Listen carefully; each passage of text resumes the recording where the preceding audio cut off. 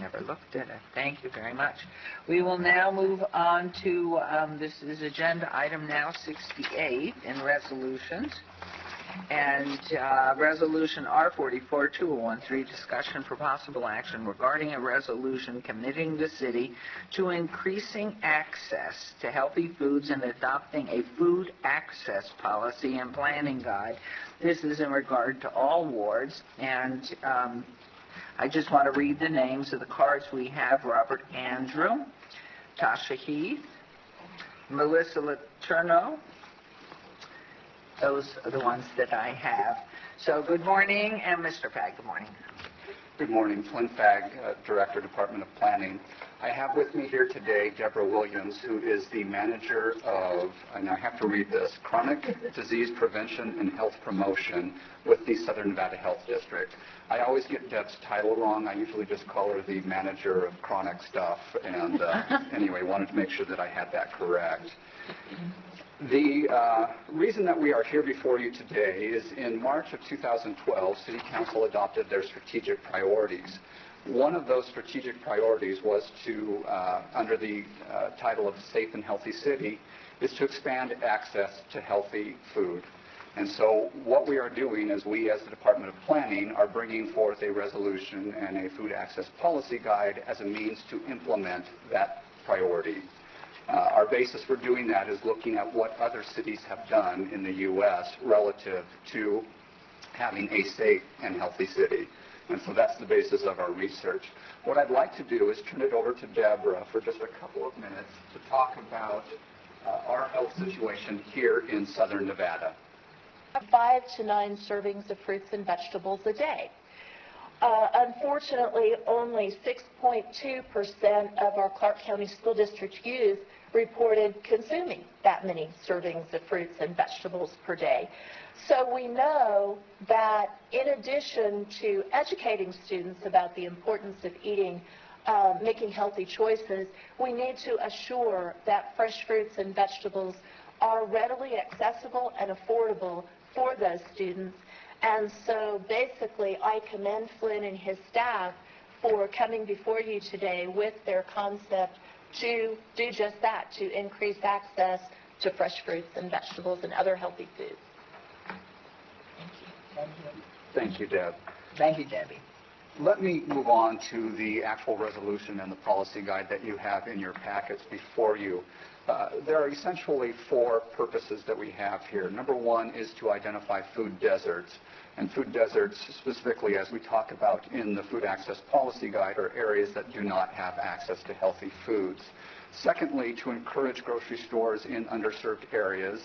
Third, to encourage farmers markets and other means to fresh fruits and vegetables. And then fourth, to adopt the Food Access Policy Guide as a means to direct our future efforts. In terms of one of the questions that we had earlier this morning about who defines what is healthy, what we use the term healthy in our Food Access Policy Guide, we're defining as stores that provide the 5 basic food groups. So, for example, a convenience store that does not offer fresh fruits and vegetables would not be a healthy choice, but rather a full-line grocery store which does offer fresh fruits and vegetables, grains, dairy, protein, etc., is considered to be healthy. And so that's how we've defined it within the policy guide itself. So I just wanted to respond to that question. Also, we had questions about why is the city involved in this, and let me talk a little bit to that. We ask ourselves, what is the city in the business of doing? Are we in the business of building grocery stores? The answer is no, we don't build grocery stores, so we're not proposing to do that under this. However, the city does have land use policy and regulations that tell you where grocery stores can locate or what is the process for establishing a farmer's market. And so that's essentially what we're trying to do with our guide here, is to look at what the city is in the business of doing and how can we facilitate that. And so you'll see words such as encourage or remove barriers. That's essentially what we're trying to do. Let me give you an example. On the City Council agenda that will be coming up on July the 24th, you'll be considering a special use permit for a farmer's market. One of the things that we discovered in doing this food access policy guide and reviewing our zoning code is that the process to establish a farmer's market is probably too tedious for those who would want to do it. The fact that you have to apply for a special use permit, pay the fees, and then go through a public hearing process is probably more lengthy than it needs to be for a farmer's market. So as an outgrowth of this, what we are proposing to do is to come back to you with an amendment to our zoning code to facilitate that, to make it easier for those who wish to do so. So again, those are the purposes and example of why we have this before you today.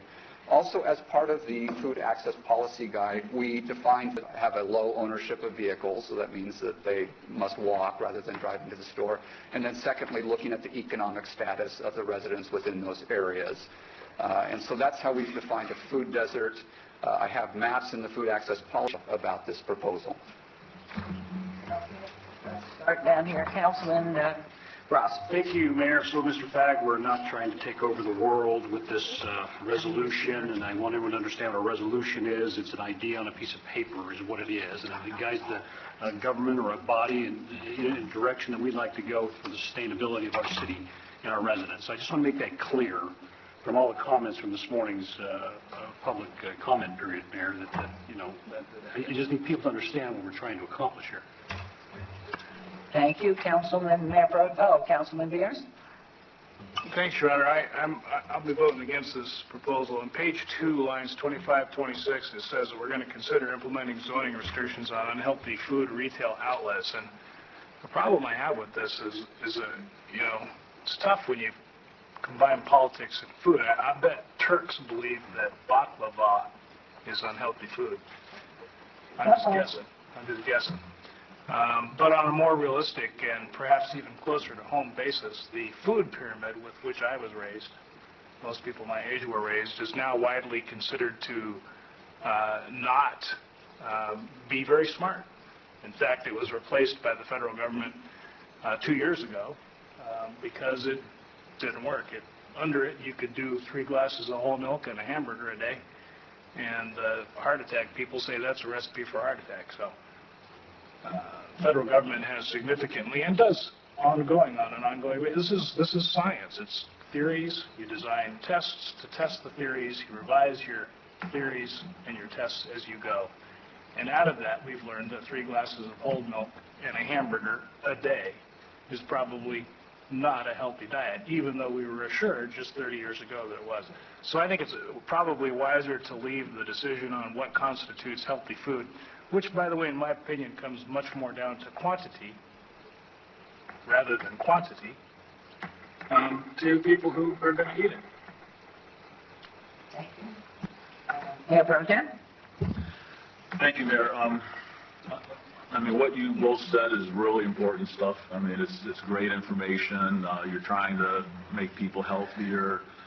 And the resolution, it starts off, it's got a lot of great things at the beginning, cutting, reducing obesity, diabetes, stroke, high blood pressure, continues on, want people to walk, eat healthy. That's all great. But then, as Councilman Beers mentioned, you get to the second page at the bottom, and it says, to adopt the food policy planning guide that is attached to this resolution and direct planning to use the guide in order to review the general plan, unified code, regulations, plans, codes, regulations, updates, documents, so on and so forth, implementing zoning restrictions. So, are we gonna start this where if an In-N-Out Burger wants to open up in my ward, they can't because it's not healthy, but I love In-N-Out Burgers, Are we going to deny a 7-Eleven from opening up because they don't have fruit and vegetables offered because they don't want to? Because that's not what people go to 7-Eleven for. So it kind of reminds me of the starting the process that New York City started a couple months ago, where you can only buy a couple of cups of Coke or Pepsi or whatever because the city thought people should only have a couple of cups of Coke or Pepsi, and I think that's ridiculous. So the resolution up to the now therefore I would support, but everything after that I cannot support. So I'll be voting no on the resolution also. Thank you. Councilwoman Tarkanian. The question this morning was, what was the genesis of this? And could you go back to your first slide, please? Yes.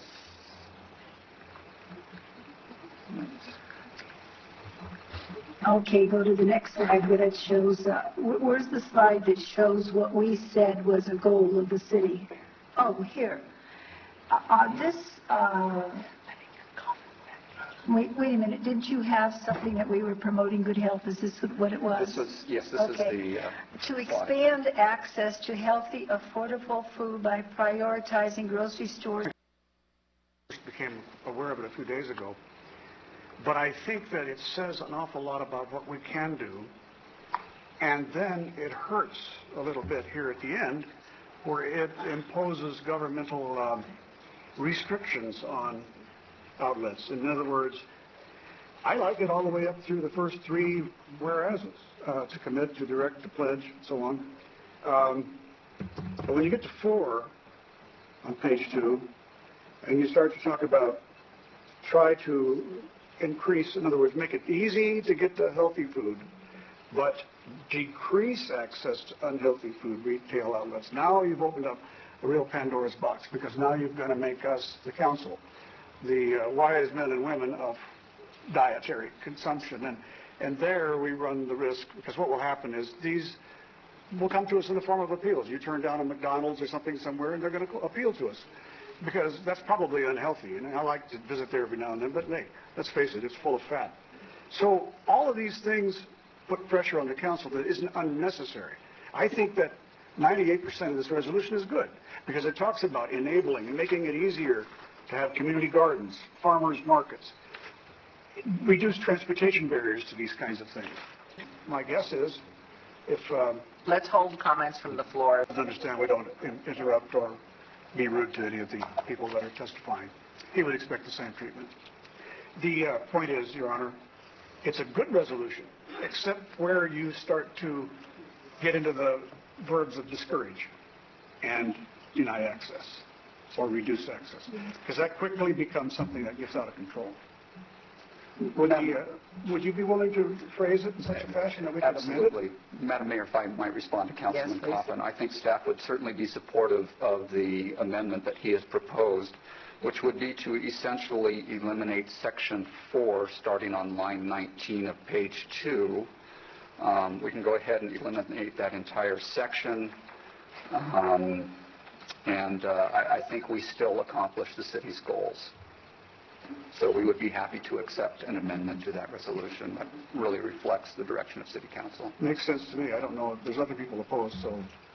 Okay, thank you, Councilman. Let's hear from Councilman Barlow and then Councilman Ross.